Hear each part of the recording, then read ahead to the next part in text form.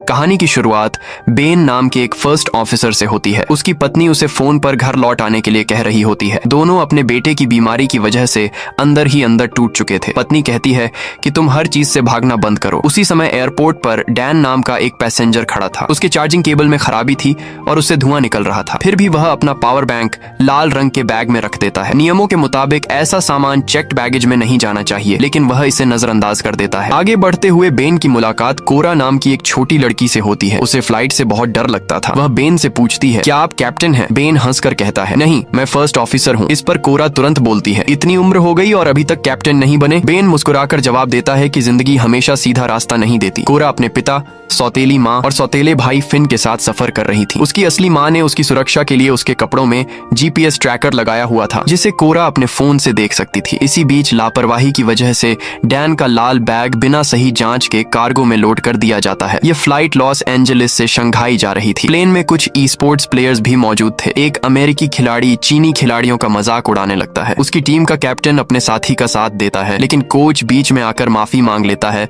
और मामला शांत कर देता है। इस फ्लाइट के कैप्टन का नाम रिचर्ड था। प्लेन उड़ान भरता है और तभी हमें पता चलता है कि बेन पहले एयरफोर्स में था। उसने अपने सीनियर ऑफिसर के खिलाफ हाथ उठा दिया था क्योंकि वह नियमों का सही पालन नहीं कर रहा था। इसी गलती की वजह से बेन अपनी नौकरी, पेंशन और सारे फायदे खो बैठा। अब वह एक छोटी एयरलाइन में फर्स्ट ऑफिसर की नौकरी कर रहा था। दूसरी तरफ स्पोर्ट्स प्लेयर लिली अपने कैप्टन सैम से पूछती है कि वह उसका लेटर पढ़ने से इतना डर क्यों रहा है। सैम कहता है कि वह डर नहीं रहा, बस चीन लौटने के बाद पढ़ेगा। फिर वह वॉशरूम की तरफ जाता है जहां उसने लिली के लेटर्स अपने फोन कवर में छिपा कर रखे हुए थे। इधर कोरा का पिता उसे समझाने की कोशिश करता है। वह कहता है कि कम से कम अपने भाई फिन के साथ थोड़ा अच्छा व्यवहार करो, लेकिन कोरा उसकी बात नहीं सुनती। उसे अपनी स्टेप मदर बिल्कुल पसंद नहीं थी। उसके पिता वॉशरूम चले जाते हैं और थोड़ी देर बाद उसकी स्टेप मदर भी उनके पीछे चली जाती है। उसी समय कार्गो में पड़ा खराब चार्जिंग केबल अचानक चिंगारियां छोड़ने लगता है और वहां आग लग जाती है। फिन को अपने माता पिता दिखाई नहीं देते तो वह कोरा से पूछता है कि वे कहाँ हैं। कोरा मजाक में कहती है कि वॉशरूम के पास एक पूल है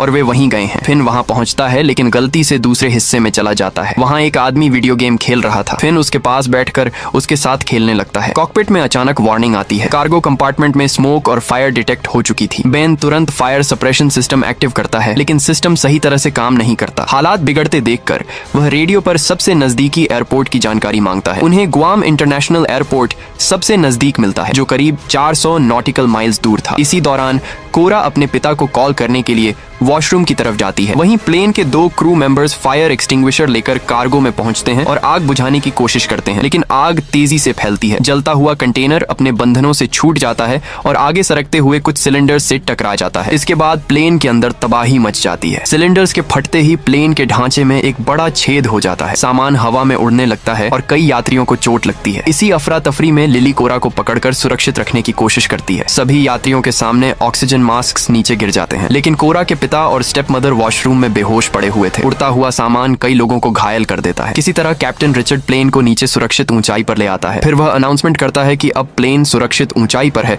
और लोग ऑक्सीजन मास्क हटा सकते हैं। इस बीच डैन अपनी सीट से उठकर वॉशरूम में चला जाता है। उधर सैम वॉशरूम से निकलकर जल्दी से लिली के पास पहुंचना चाहता है, लेकिन एक फ्लाइट अटेंडेंट उसे रोककर सीट पर बैठा देती है क्योंकि इस समय भागना खतरनाक था। डैन वॉशरूम में बैठकर स्मोकिंग करने लगता है। तभी कार्गो में लगी आग और ज्यादा फैल जाती है। जलता हुआ कंटेनर इंजन से टकरा जाता है। इंजन बुरी तरह फट जाता है और प्लेन के साइड में एक और बड़ा छेद हो जाता है। कुछ यात्री सीधे बाहर गिरने लगते हैं। स्थिति और भी खराब हो जाती है जब फ्लाइट कंट्रोल्स जवाब देना बंद कर देते हैं। उस समय प्लेन खुले समुद्र के ऊपर था। थोड़ी ही देर में दूसरा इंजन भी आग पकड़ लेता है। अब प्लेन की पावर और रेडियो कम्युनिकेशन दोनों खत्म हो जाते हैं। हालात हाथ से निकलते देख बेन तुरंत रैम एयर टरबाइन डिप्लॉय करता है। शुक्र है कि इससे प्लेन के जरूरी इंस्ट्रूमेंट्स दोबारा चालू हो जाते हैं और उन्हें उम्मीद की एक छोटी सी किरण दिखाई देती है। प्लेन में मौजूद कोरा अपने मम्मी पापा की तरफ भागने लगती है, लेकिन एक फ्लाइट अटेंडेंट उसे पकड़कर रोक लेती है। उधर कैप्टन रिचर्ड फैसला करता है कि अब प्लेन को समुद्र में उतारना ही पड़ेगा। वह बेन से कहता है कि तुरंत फ्यूल बाहर निकालना शुरू करो। फिर वह सभी यात्रियों को अनाउंसमेंट करके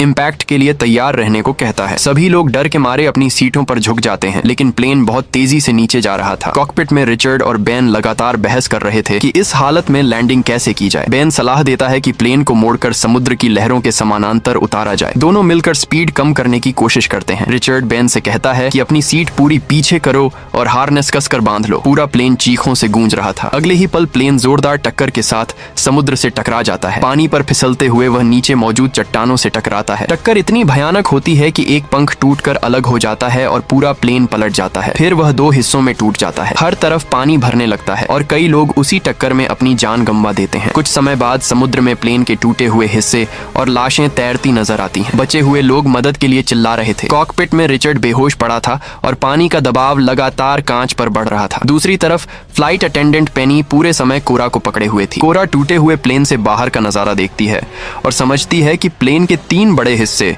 अब एक दूसरे से काफी दूर जा चुके हैं। पेनी कोरा को वहीं रुकने के लिए कहती है और कॉकपिट में पहुंचती है, जहां बेन रिचर्ड को सीट से छुड़ाने की कोशिश कर रहा था। तभी रिचर्ड को होश आ जाता है। वह बेन से कहता है कि क्रैश एक्स से सीट काटकर उसे बाहर निकालने की कोशिश करो। उधर प्लेन के बीच वाले हिस्से में सैम को एहसास होता है कि लिली अपनी सीट पर नहीं है। आसपास मौजूद ज्यादातर लोग बुरी तरह घायल थे। सैम बार बार लिली का नाम लेकर उसे पुकारने लगता है। दूसरी तरफ प्लेन का आखिरी हिस्सा उल्टा होकर पानी में तैर रहा था। वहीं फिन एक आदमी के साथ मौजूद था और फ्लाइट अटेंडेंट जोई भी उसके पास थी। इसी बीच लिली पानी में तैरते हुए प्लेन के टूटे हुए हिस्से तक पहुंच जाती है। उसके पैर से लगातार खून बह रहा था। कॉकपिट में बेन और पेनी पूरी कोशिश करते हैं, लेकिन रिचर्ड को बाहर नहीं निकाल पाते। ऊपर से कॉकपिट का कांच किसी भी पल टूट सकता था। बेन समझ जाता है कि अगर वह रिचर्ड का पैर काटेगा तो वह खून बहने से मर जाएगा। तब रिचर्ड उसे कहता है कि दरवाजा बंद करके यहाँ से निकल जाओ, ताकि पानी सिर्फ कॉकपिट में ही रहे और बाकी हिस्से में न फैले। फिर वह बेन से कहता है, अब यह प्लेन तुम्हारा है, घर जाओ और अपने बेटे के साथ रहो। बेन वहां से निकलने लगता है तो रिचर्ड उसे ELT चेक करने के लिए याद दिलाता है। बेन बाहर का हाल देखकर सन्न रह जाता है। प्लेन के आखिरी हिस्से में ज्यादातर लोग मर चुके थे और पूरा हिस्सा उल्टा होकर पानी में फंसा हुआ था। उसी समय वॉशरूम में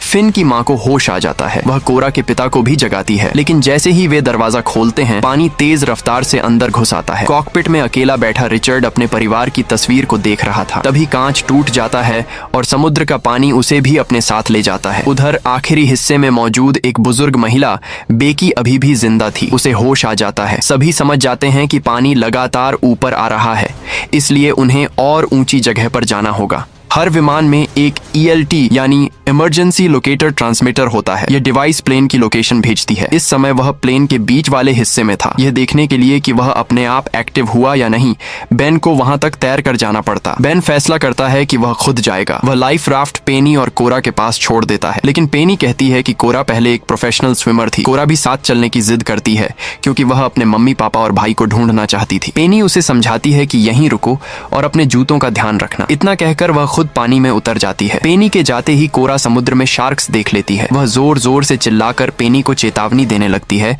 लेकिन पेनी उसकी बात सुन नहीं पाती। तभी बेन राफ्ट को पानी में उतारता है और दोनों पेनी की तरफ बढ़ने लगते हैं। दूसरी तरफ प्लेन के आखिरी हिस्से में फंसे लोग सिर्फ एक एयर पॉकेट की वजह से जिंदा थे। अगर वे बाहर निकलने के लिए दरवाजा खोलते तो पूरा हिस्सा डूब जाता और सभी मर जाते। उधर समुद्र में शार्क अब पेनी के बहुत करीब पहुंच चुकी थी। उसे दूर से कोरा की आवाज तो सुनाई देती है, लेकिन शब्द समझ नहीं आते। अगले ही पल शार्क हमला कर देती है। बेन पूरी कोशिश करता है कि पेनी को ऊपर खींच ले, लेकिन वह उसे बचा नहीं पाता। इसके बाद शार्क उनकी राफ्ट पर भी हमला करती है। बेन एक चप्पू से उसे पीछे हटाने की कोशिश करता है और किसी तरह उसे दूर भगा देता है।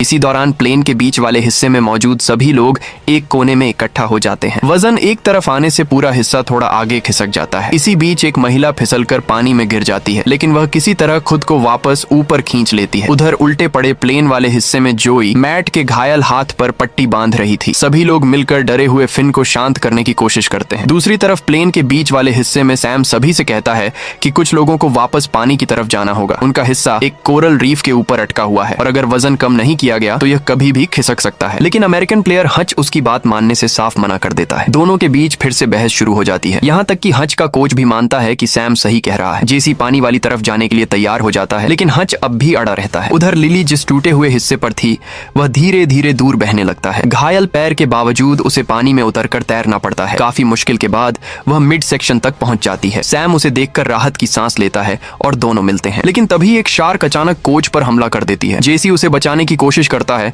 मगर वह भी शार्क का शिकार बन जाता है। ये देखकर हच का गुस्सा फूट पड़ता है। वह सारी गलती सैम पर डालने लगता है और उसकी पिटाई शुरू कर देता है। तभी बेन वहां पहुंचता है और हच को खींचकर अलग कर देता है। उधर प्लेन के आखिरी हिस्से में जोई कहती है कि वह नीचे तैर कर बाहर निकलने का रास्ता ढूंढ सकती है, लेकिन मैट उसे रोक देता है। उसका हाथ टूटा हुआ था, फिर भी वह खुद जाने की जिद करता है। बेकी उसे मना करती है, मगर मैट नहीं मानता और एक हाथ के सहारे पानी में उतर जाता है। वह प्लेन के नीचे से रास्ता बनाते हुए आखिरकार सतह तक पहुंच जाता है। ऊपर आते ही वह जोर जोर से मदद के लिए चिल्लाने लगता है। तभी उसे कोरा के पिता दिखाई देते हैं, लेकिन अगले ही पल एक शार्क उन पर हमला कर देती है और उन्हें निगल जाती है। यह देखकर मैट दहशत में चीखने लगता है। वापस मिड सेक्शन में बेन सबको बताता है कि वे लोग सच में बहुत भाग्यशाली हैं। प्लेन में कुल 293 लोग थे, लेकिन अब उसे मुश्किल से 30 लोग ही जिंदा नजर आ रहे थे। यहाँ कुछ लाइफ राफ्ट भी मौजूद थी। बेन ELT यानी इमरजेंसी लोकेटर ट्रांसमीटर को ढूंढना शुरू करता है। उधर कोरा अब भी अपने पापा को ढूंढने में लगी हुई थी।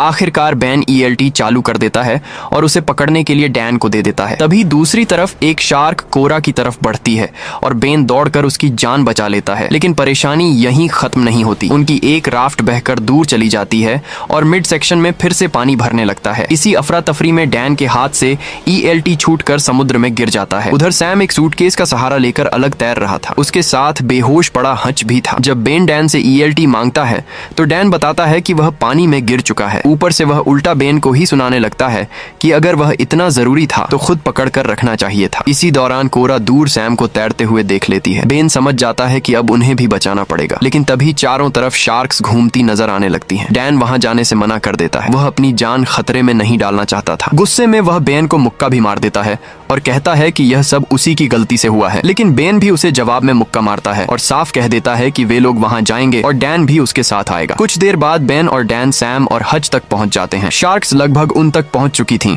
लेकिन बेन सही समय पर दोनों को बचा लेता है। दूसरी तरफ उल्टे पड़े प्लेन के हिस्से में अब और इंतजार करना नामुमकिन था। बेकी वहां से जाने से मना कर देती है। वह सिर्फ जोई से कहती है कि फिन को लेकर निकल जाओ। जोई वादा करती है कि वह वापस आएगी और फिर फिन को साथ लेकर आगे बढ़ती है। रास्ते में उन्हें मैट की लाश दिखाई देती है। दोनों किसी तरह सतह तक पहुंच जाते हैं। पास ही एक बंद पड़ा लाइफ राफ्ट भी बहकर आ चुका था। उधर लिली अचानक आसमान में एक प्लेन देखती है। सभी लोग पूरी ताकत से हाथ हिलाकर मदद मांगते हैं, लेकिन वह विमान उन्हें देख नहीं पाता और आगे निकल जाता है। इस बीच जोई राफ्ट खोल देती है। वह फिन को उसमें बैठाने ही वाली थी कि अचानक शार्क हमला कर देती है, लेकिन इत्तेफाक से शार्क्स आपस में ही लड़ने लगती हैं। मौका मिलते ही जोई फिन को राफ्ट में चढ़ा देती है और खुद भी किसी तरह ऊपर आ जाती है। उसके पैर से काफी खून बह रहा था। कुछ ही सेकंड बाद वह बेहोश हो जाती है। अब फिन बिल्कुल अकेला था। वह जोर जोर से मदद के लिए चिल्लाने लगता है। तभी उसे महसूस होता है कि राफ्ट नीचे से हिल रही है। वह नीचे झांक कर देखता है तो एक शार्क राफ्ट से टकराती है। फिन संतुलन खो देता है और राफ्ट के किनारे लटक जाता है। उधर उल्टे पड़े हिस्से में पानी अब बेकी की गर्दन तक पहुंच चुका था। उसे अपनी पोती की याद आने लगती है। वह भगवान से दुआ करती है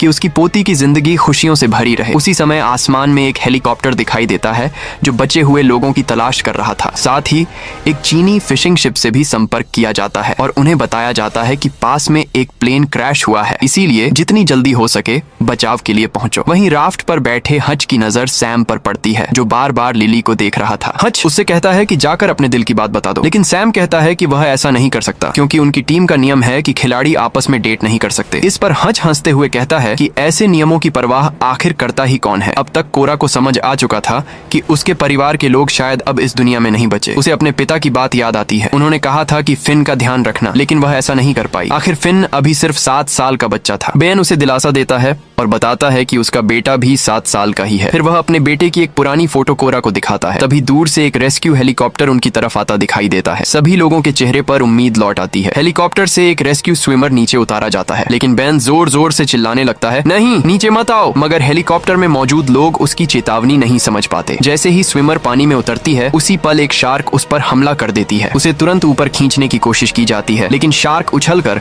उसे अपने जबड़ों में दबोच लेती है। रस्सी अब भी उससे जुड़ी हुई थी, जिसकी वजह से हेलीकॉप्टर का संतुलन बिगड़ जाता है। कुछ ही सेकंड में हेलीकॉप्टर घूमते हुए समुद्र में जा गिरता है। हेलीकॉप्टर के टकराने से उनकी राफ्ट भी पलट जाती है। लोग किसी तरह खुद को संभालते हैं और वापस ऊपर आ जाते हैं, लेकिन ऊपर खींचे जाते समय डैन एक फ्लाइट अटेंडेंट को धक्का दे देता है। वह सीधे पानी में गिरती है और अगले ही पल शार्क्स उसे घेर लेती हैं। उसी दौरान एक चीनी फिशिंग शिप वहां पहुंच जाती है। हालांकि जहाज उनके काफी पास नहीं आ सकता क्योंकि बीच में कोरल रीफ थी और पानी बहुत कम गहरा था। अब लोगों को खुद ही वहां तक पहुंचना था, लेकिन मुश्किल यह थी कि राफ्ट में पैडल ही नहीं थे। तभी बेन को एहसास होता है कि कोरा राफ्ट पर नहीं है। वह दूर टूटे हुए प्लेन के एक हिस्से पर अकेली खड़ी थी। बेन बिना समय गंवाए उसकी तरफ तैरने लगता है, लेकिन उसके पीछे पीछे एक शार्क भी आ रही थी। किसी तरह वह कोरा तक पहुंच जाता है और उसे अपने साथ चलने के लिए कहता है, मगर कोरा मना कर देती है। वह कहती है कि वह अपने डैडी के पास यहीं रहना चाहती है। बेन उसे समझाता है कि उन्हें बस थोड़ा सा रास्ता बदलना है। फिर वह कोरा को अपने शरीर से बांध लेता है और दोनों आगे बढ़ने लगते हैं, लेकिन चारों तरफ शार्क्स भरी हुई थीं। यह देखकर चीनी मछुआरे एक बड़ा फैसला लेते हैं। वे अपनी पकड़ी हुई सारी मछलियां समुद्र में फेंक देते हैं। मछलियों को देखकर शार्क्स का ध्यान उधर चला जाता है, लेकिन कुछ शार्क्स अब भी बेन और कोरा का पीछा कर रही थीं। तभी बेन अपनी फ्लेयर गन निकालता है और एक शार्क पर फायर कर देता है। इससे बाकी शार्क्स भी दिशा बदल देती हैं और मछलियों की तरफ चली जाती हैं। उधर डैन को पानी में तैरता हुआ सिगरेट का पैकेट दिखाई देता है। वह उसे उठा लेता है और राफ्ट के किनारे बैठकर आराम से सिगरेट पीने लगता है, लेकिन उसकी यह खुशी ज्यादा देर नहीं टिकती। अगले ही पल एक शार्क उस पर हमला कर देती है और उसे समुद्र में खींच ले जाती है। उसकी मौत पर किसी को खास फर्क नहीं पड़ता। आखिरकार बाकी सभी लोग सुरक्षित बचा लिए जाते हैं। इसके बाद सैम लिली से बात करता है। वह कहता है कि उसने उसका लेटर कभी नहीं पढ़ा और अब तो वह शायद समुद्र की गहराइयों में कहीं खो चुका होगा, लेकिन लिली मुस्कुराकर कहती है कि उसे पता है सैम ने वह लेटर पढ़ लिया था। वह सिर्फ नियमों की वजह से अपनी भावनाएं छुपा रहा था। यह सुनकर सैम धीरे से उसके माथे पर किस कर देता है। थोड़ी देर बाद बेन कोरा के पास आता है। तभी अचानक सभी लोगों के फोन में नेटवर्क आ जाता है। कोरा तुरंत बेन का फोन मांगती है और फिन के जीपीएस ट्रैकर की लोकेशन चेक करती है। लोकेशन मिलने के बाद सभी उस दिशा में बढ़ते हैं। वहाँ उन्हें एक राफ्ट दिखाई देती है जिसमें जोई बेहोश पड़ी हुई थी। कुछ ही देर बाद उसे होश आ जाता है। फिर वह अपने पास लेटे हुए फिन को दिखाती है। फिन को देखते ही कोरा की आंखों में खुशी के आंसू आ जाते हैं। दोनों भाई बहन एक दूसरे से मिलते हैं। कोरा उससे माफी मांगती है और उसे गले लगा लेती है। कहानी के आखिर में हमें पता चलता है कि बेन का बेटा कैंसर जैसी गंभीर बीमारी से लड़ रहा है। बेन अपनी पत्नी को फोन करता है, फिर अपने बेटे से बात करता है और कहता है, मैं घर वापस आ रहा हूँ। और इसी भावुक पल के साथ इस कहानी का अंत हो जाता है। तो दोस्तों, आपको ये मूवी कैसी लगी हमें कमेंट करके जरूर बताइए। अगर आपको ये एक्सप्लेनेशन पसंद आया हो तो वीडियो को लाइक करना मत भूलिए और ऐसे ही शानदार मूवी एक्सप्लेनेशन देखने के लिए चैनल को सब्सक्राइब जरूर करें। मिलते हैं अगली वीडियो में।